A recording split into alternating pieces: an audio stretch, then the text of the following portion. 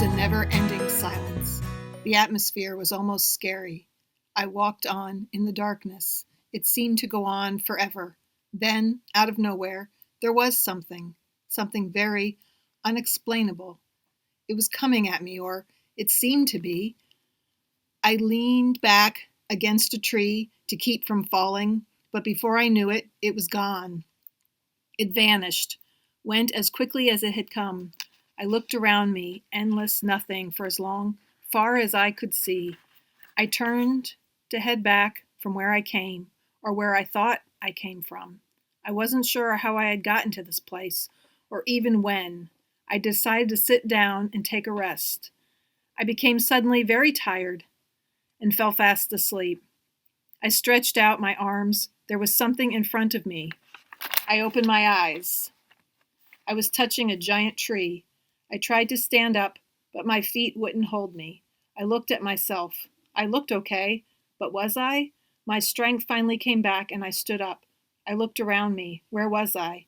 I saw a few trees, but nothing else. The darkness seemed to go on forever. Well, maybe not. Out in the distance, the sun was just appearing above a faraway hill. It wasn't that light out, though. A sort of fog seemed to cover the sky. Then I realized the sun was getting closer. I started walking toward it, as if I knew where I was going. It seemed like I had been walking for hours. Ahead of me was a large mountain range. I stood atop a tall hill and looked about. All I saw was land and some scattered trees. To my right was mountains, and to my left, a great flat land. I started to go forward, but something stopped me. I just stood still. Some power was overcoming me. I fell down, reaching for a nearby tree. I grabbed a hold and froze. I opened my eyes and looked around. I remembered my encounterment, and I figured I fell asleep. Or did I? Maybe I became unconscious. Was that possible? I could have just fainted from fear. But what was I afraid of? All I remembered was a strong force. Holding on to the tree, I stood up. I decided to go left. The sun was beginning to set. I told myself, I've got to find some food. I was very hungry. I sat down to take a rest. Slowly, I drifted off. Suddenly, I awoke. I felt as if I had come out of a deep sleep. I turned around and couldn't believe my eyes. There, a few feet ahead, was a river, a very large river, in fact. I wondered, why hadn't I seen this before? Maybe I just wasn't really looking good enough. But surely I would have seen it. It was in the open, a few feet from me. The river went on as far as the unendingness of nothing. I walked to the river and put my hands into. It felt very cold. In fact, it was frozen. I ran my hand over the coldness. It was definitely frozen. This was odd. It hadn't looked frozen when I first saw it. Confusion baffled my mind. I was uncertain. Closed my eyes to try and think. What was going on? I stood up and walked along the river. It didn't feel cold out. How could the river be frozen? Where am I? I wish I could just be home again on familiar ground. As I walk along the river, I see trees in full bloom, pink flowers, green leaves, grass, but the pond is frozen. The sun is slowly rising. It must be early, 6 or 7 or later. I did think it was June, but then again, I'm not really sure. I must have walked for hours. The sun was blazing, warmer and warmer. I saw some berries in odd purple-red color. I thought they could be poison, but I wasn't going to worry about it. I was hungry, and food is all that mattered. I started picking berries and eating them. They tasted good, sliding down my dry throat into my empty stomach. Ah, how long it had been since I had eaten. I was unsure. Someone tapped my shoulder. I quickly turned around. I was looking at an unusual person who didn't say a word. I attempted conversation, telling who I was. Before I knew it, I was sitting down talking with a complete stranger about all of my journey. I felt as if I had met this person somewhere before. So unique, yet so close and familiar. I found out I was in the frozen desert, but I didn't want to here anymore. I got up and just walked away. My friend stood and stared at me, rather unsure of what to do or say. I just walked away. I decided to go across this frozen river. It was warm out, so weird. I slowly put my foot on the river. I proceeded. I was almost to the other side. I turned around. This unusual person was watching me. My foot fell. I was slipping into the river.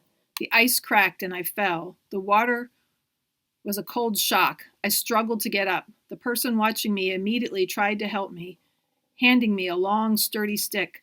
I grabbed on and pulled myself out of the water, sliding along the weak ice. Hello, this is Gina and Don with Focused Healthy Family. This is podcast number 9, and today we're talking about writing and journaling, all part of our self-care kind of series we're doing. But first, we'd like to get a word from our sponsor. Today's podcast is sponsored by Q Sciences. Don and I discovered that the supplements we were taking and giving to our children were not being absorbed properly. I was very excited when I found Q Sciences. I was impressed with the quality of the products and that they provide maximum absorption. They have a variety of products, including a Q Max product, which is a combination of 3 products, including vitamins, minerals, and a probiotic. They also have hemp oil, a vitamin B12 spray, a sleep spray, and kids products. I've really seen a difference in how these products are improving how I feel, improving my mental health, and I'm happy with the quality of these products and how they're helping our whole family. If you'd like to learn more, simply go to qsciences.focusedhealthyfamily.com. That's the letter Q, sciences.focusedhealthyfamily.com. Or you can find a link on the front page of the focusedhealthyfamily.com website. And stop throwing your money away on supplements that don't work and use a quality product like Q Sciences.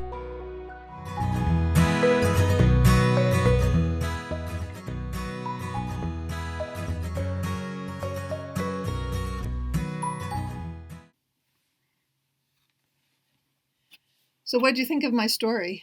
It was interesting because you said you wrote that how long ago? So I found this journal. I went away by myself last year in March. It's March now when we record this. And I took with me some of my childhood journals.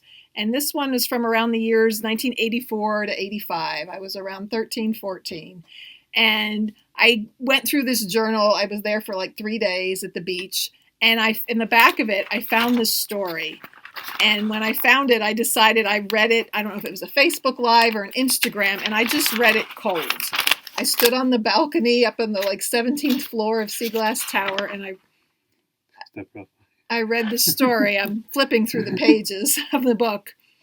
And I was just blown away, wow, there's a lot of deep... So can you take yourself back to the time? Do you remember? I do not remember writing it. I mean, what you were thinking at the time. But I guess, when I did this journey and digging through my writing, I came to realize, sometimes we think we've lost ourselves. We have to get back to the things we love and figure out who we are.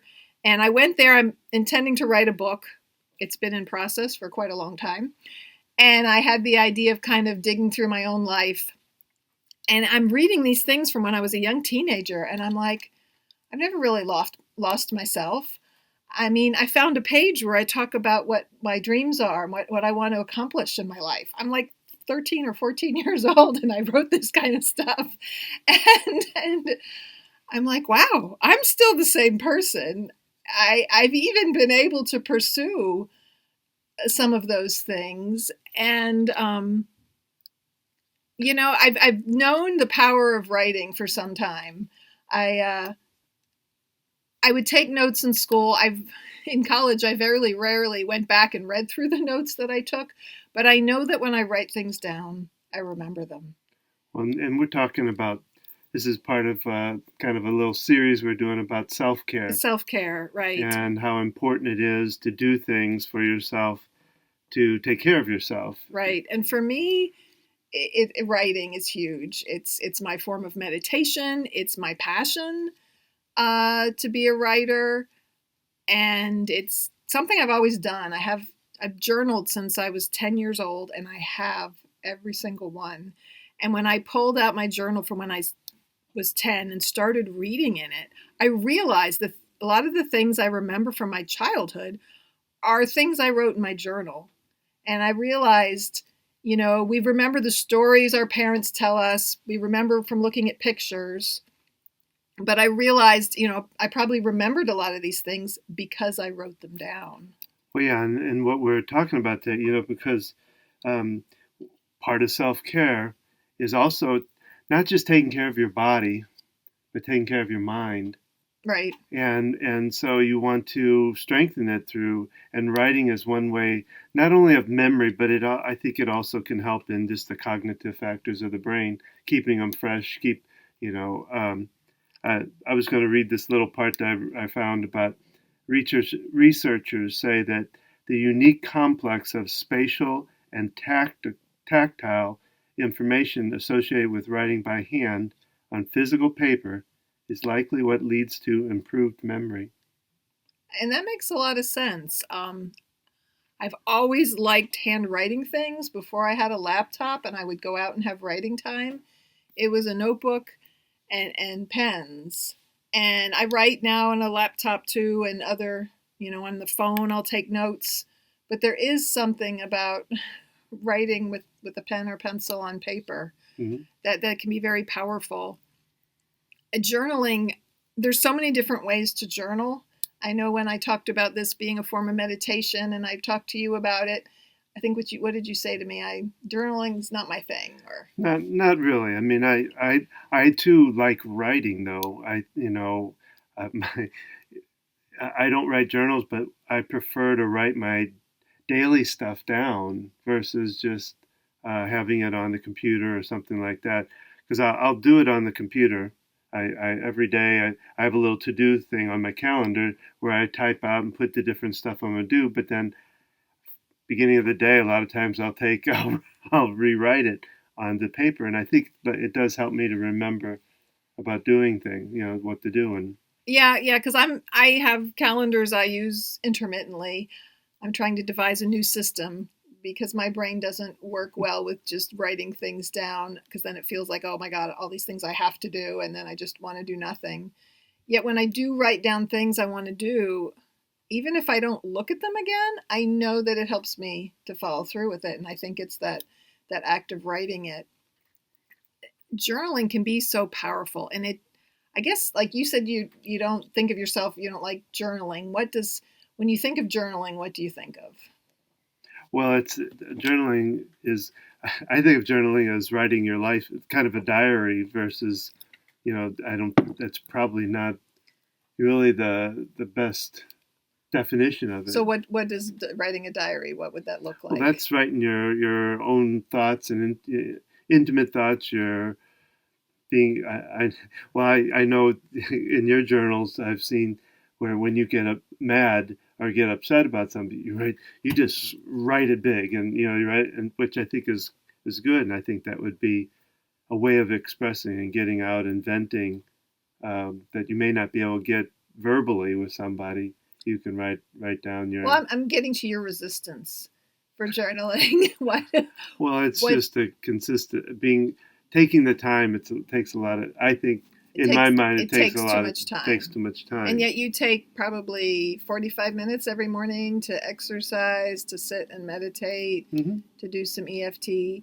So there are a lot of ways to journal, and I've introduced these ideas to my kids, and my favorite is a gratitude journal, and that can look different ways. Years ago, I realized at the end of my day, I was ruminating on everything I had done wrong in the day. So I started what I called my yay journal, and I wrote down things I was happy about that I did. I wrote down the positive things from my day to kind of shift that mental thinking. And over the years, my gratitude journal has evolved into just thinking about things I'm grateful for. I like to do that at the beginning of the year, or at the end of the year. Just a general list of gratitude, but also as a way of manifesting in my life, starting my mornings, especially when I had to go in early to work at the nursing home where I work as an occupational therapist, and setting the intention for my day.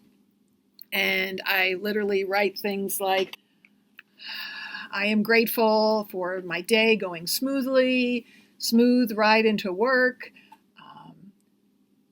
things flowing effectively and efficiently. I'm grateful for being home in time with my family. And so putting out the intention, Abraham Hicks talks about this, and CWG, all of The Secret, and the Law of Attraction. So I'm putting the intention for those things to happen. And I suffer with depression and ups and downs. And when I start sinking down, I stop doing these things.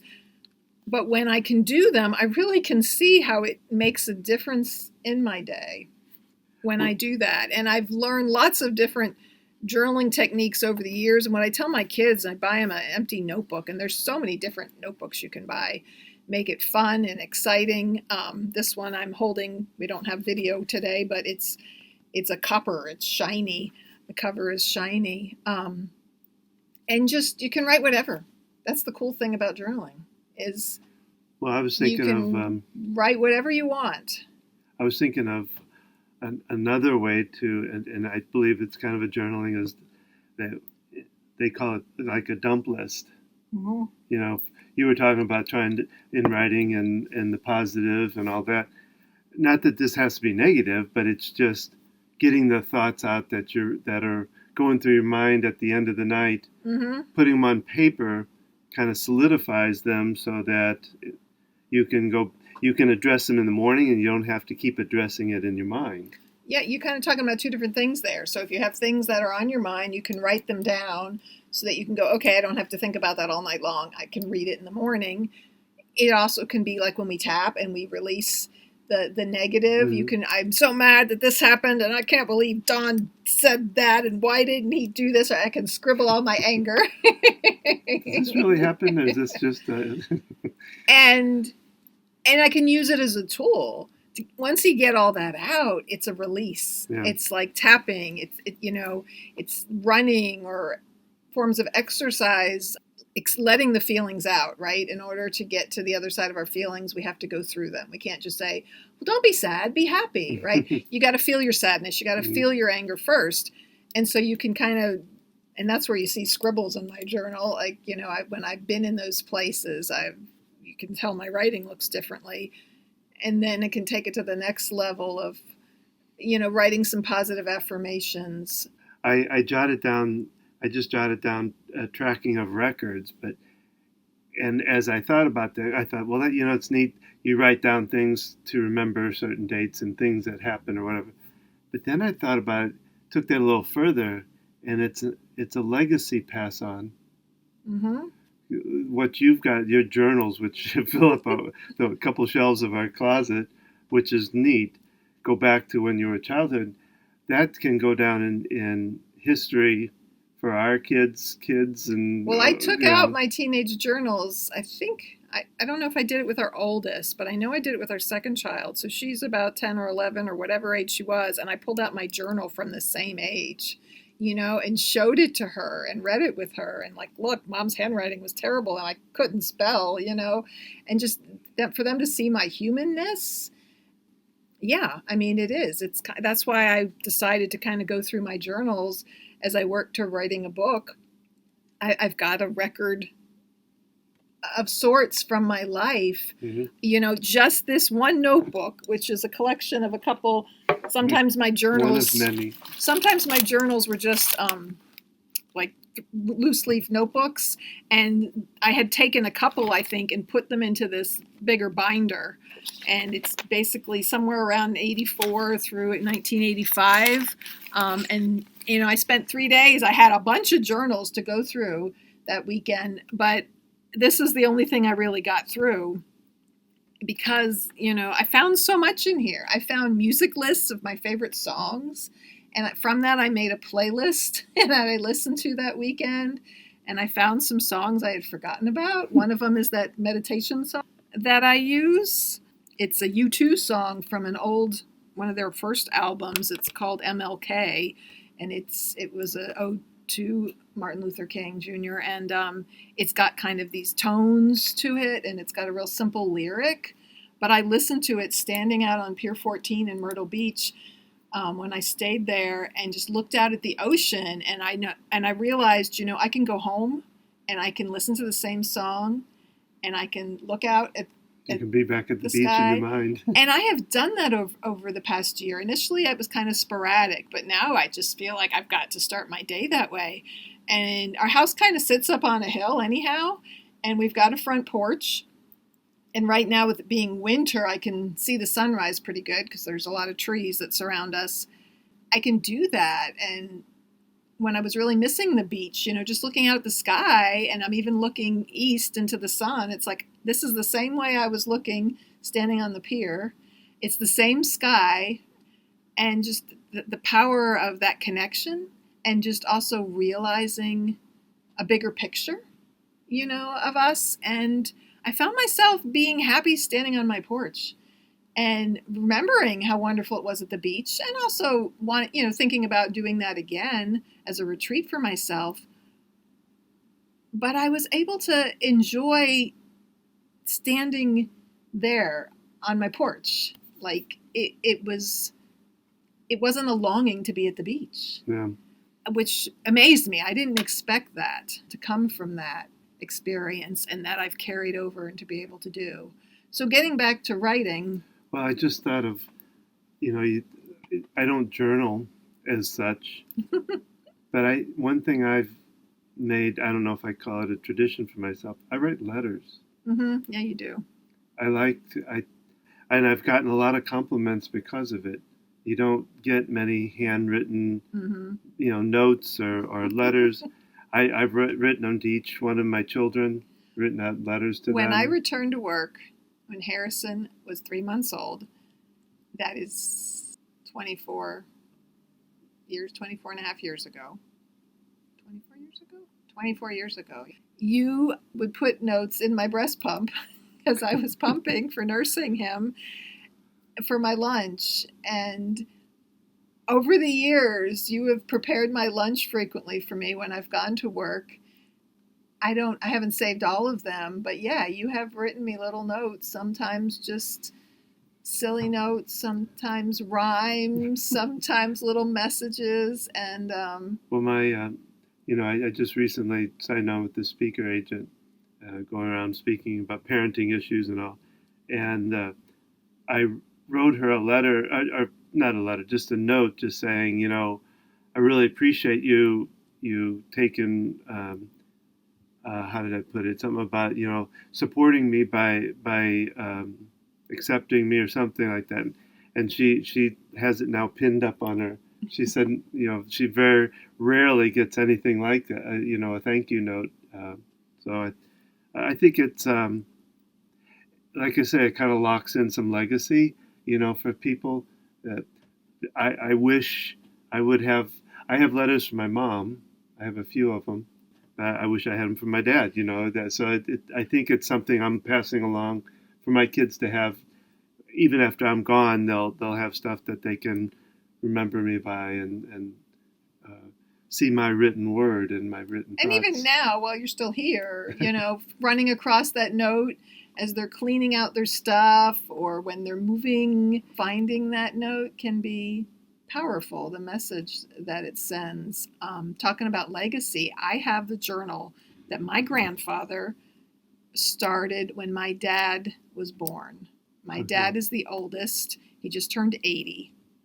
So 80 years ago, my grandparents, and my grandfather had a 4th grade education. He stopped school because he needed to work for the family. He became a carpenter, and he, built a successful life as that, and got married because my grandmother was pregnant when they got married.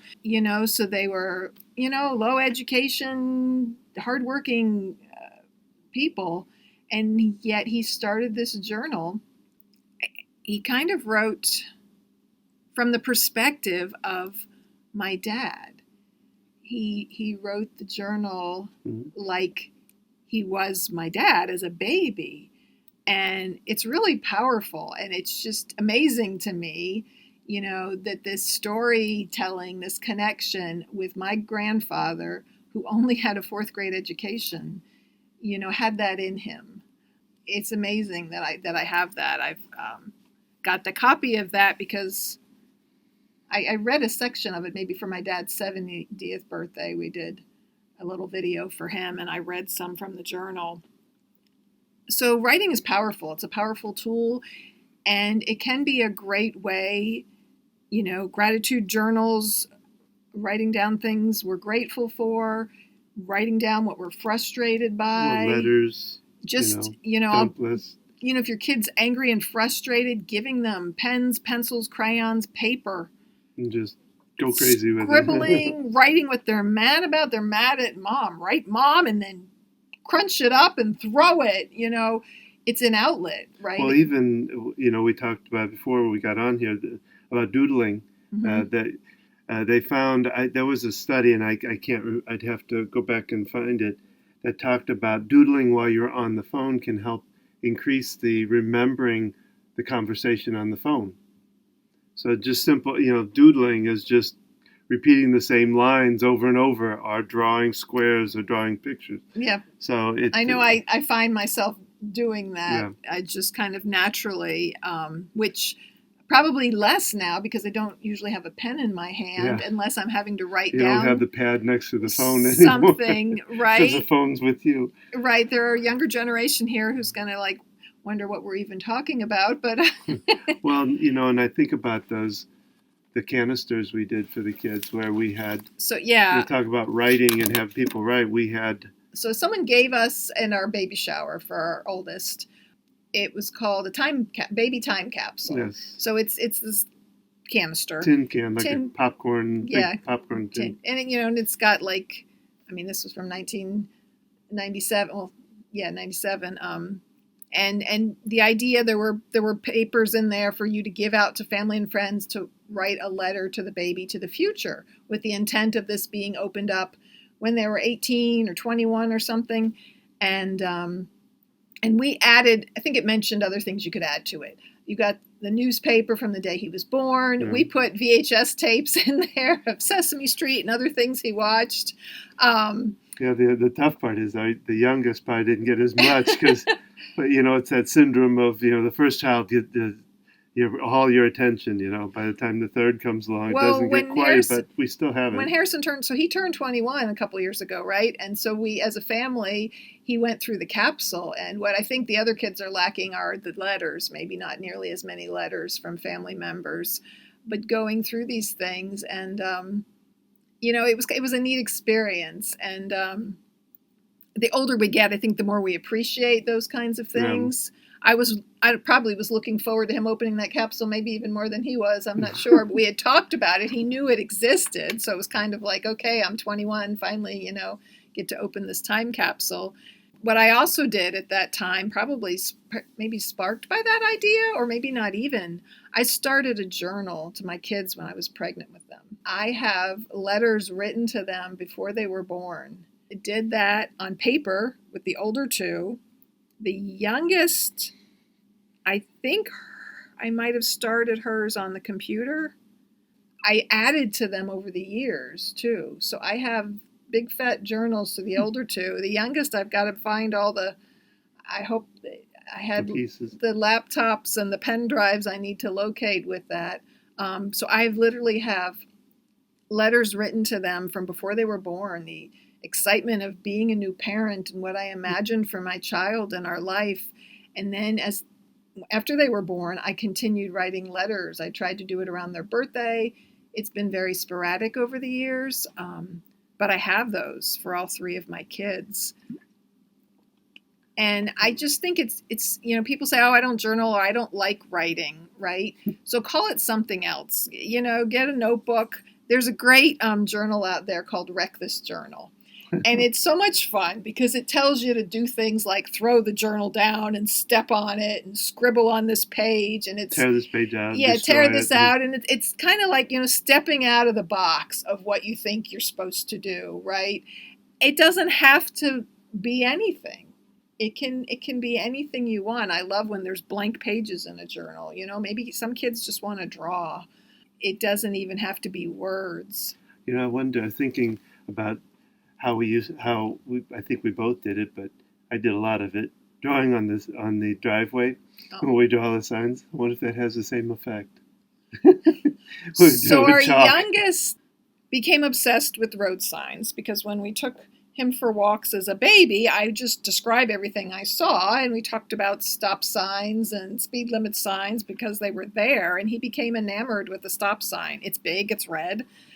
Somewhere we got sidewalk chalk as a gift, and so we would draw these signs over on our concrete driveway, and it sort of became an obsession for his. Mm-hmm. He's the type of kid that gets interested in something and he hyperfixates on it.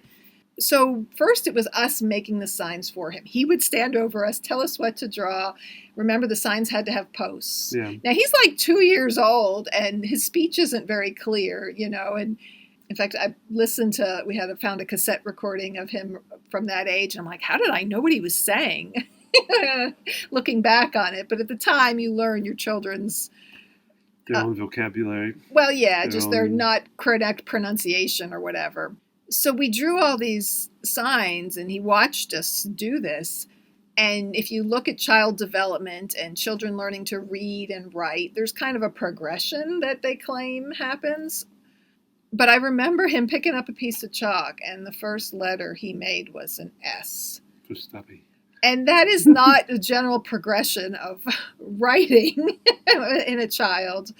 And he learned to write before he could read, I think. Just from he memorized. He kind of memorized the letters. Yeah, he had that type of memory. If he saw something, he would remember what it said. After we told him. But so yeah, I mean, talk about the power of writing there. And him drawing with chalk on the road. That's a whole nother thing. I didn't even think about that when we talked about this topic. Our driveway was a journal. It just got erased quite often. But, so, I mean, we're talking about self-care. So when I sit and write, whether I have journals all over the place. I like to keep one by my bedside that I can journal first thing in the morning or whenever I choose. I think Jan Luther, the EFT master that I've worked with, brought up the idea of a journal of positive aspects, and I'm pretty sure she said it came from Abraham Hicks, and I was listening to an Abraham Hicks podcast recently where they talked about the journal of positive aspects. The idea is that you get excited, you raise your vibration by, it says, slowing down and write, focusing on people, experiences that lift my mind and make me feel happiness and gratitude. It opens your heart, allowing your soul to breathe, feeling the connections of the universe, God, whatever you call it. And what I did was I broke it down into sections. I put Gina, so writing things about myself. I have a section called parenting in here. I have a section called family. I have a section called Focused Healthy Family, our business. I have a section called Occupational Therapy. Which is your practice. Yes. I have a section called Home. And I have one called The Animals in My Life. You don't have one that says Dawn? That's on the back. Your family. No, I do. I do. You come right after me. Okay. You are there. I thought I did. And then children. We won't read that one today. Children in my life and parenting. I don't know if it came before family. And the idea is that you're raising your vibration. So I am so grateful. I am so excited. I feel so blessed, and finding different ways to say it. So this is kind of a whole nother level, of kind of a gratitude journal. But there are just so many ways to do it out there. And I just encourage everyone to have a little notebook. I have a small one that's pocket size that I started, and I've done lots of different journaling over the years. My friend Ruthie Joyner does Akashic Records journaling. I've done that with her twice now, where you open your Akashic Records and then you journal and things flow through you. And somewhere in the past, probably some work I did with Jan, I would journal to my younger self, and it was sort of a conversation. I would ask my younger self questions and my younger self would respond. And I did this all through journaling. And I have it in this little pink notebook that I carry around with me. I've tried to provide myself with opportunities to write, whether it's keeping one in my purse, in a bag, by my bedside table. When I go, and I write blogs, right? I started doing that before Lexi was born. So she's 13. So 14 years ago, I started a blog. And it felt good to put out to the world things I was writing and sharing. Like that was something that was important to me. That's not, obviously something for everyone. But you can also have a blog and keep it all private and only share it if you want. You don't. But having a place wherever to journal your thoughts, your feelings, your frustrations. When I was going through really difficult times, when my depression was kicking in, I'd sometimes be able to make myself sit down and write. And, I would just write about the tough stuff. This is the series about self-care. And one of the interesting little segues I think we've got here is that talking about slowing down, this helps to slow down. And that's going to be one of the next podcasts we're going to be doing. Right. So you talked about EFT and meditation in the last podcast and just different ways that we can tune into ourselves. We can take care of ourselves. Both physically and emotionally, mentally. It encompasses everything, right? So I'd love to hear your thoughts on journaling. This is something I could talk about forever and write about, which I do. Please share your comments with us. Let us know your thoughts. Be sure to tune in next time. We're going to do at least one more specifically on self-care. Well, so that's our podcast for today. We hope you have enjoyed it. We would love to hear from you, as Gina said. Leave us a comment, because that'll help us to know some things that you want to hear about. We try to evolve around parenting, but family, it's very expansive what we talk about. So we'd love to hear more from you. What would you like to hear? If you'd like to hear more about our parenting coaching program, Refocusing Families, or you want to join us on our next workshop, we do workshops on communication and other things. You can find out more at www.focusedhealthyfamily.com. And you can follow us on Facebook. We have Focused Healthy Family on Facebook also. And I have an Instagram, Gina at Focused Healthy Family. You can like us in both of those areas. Yes. And remember, how you speak to your children shapes their future. Have a wonderful day.